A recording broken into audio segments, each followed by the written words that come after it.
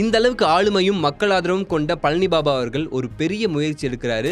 சிறுபான்மையர், ஒடுக்கப்பட்ட மக்கள், பிற்படுத்தப்பட்ட மக்கள் இவங்க எல்லாத்தையும் ஒன்று திரட்டி ஒரு பெரிய கட்சியை உருவாக்குற முயற்சியில் இருந்திருக்காரு. அப்போதான் அந்த துயர சம்பவம் நடக்குது. பழனி பாபா அவர்கள் படுகொலை செய்யப்பட்டார்.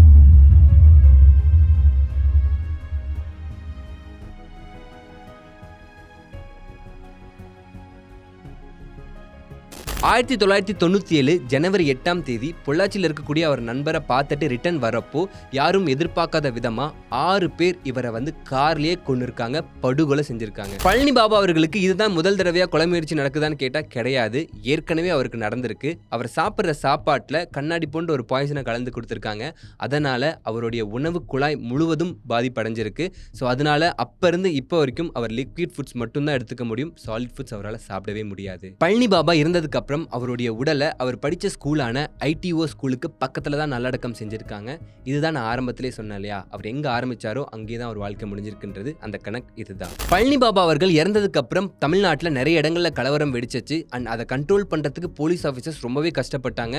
அண்ட் இந்த வழக்கில் பார்த்தீங்கன்னா 6 பேரை அரெஸ்ட் பண்ணாங்க. அதில் 5 பேருக்கு தான் ஆயுள் தண்டனை கிடைச்சிச்சு.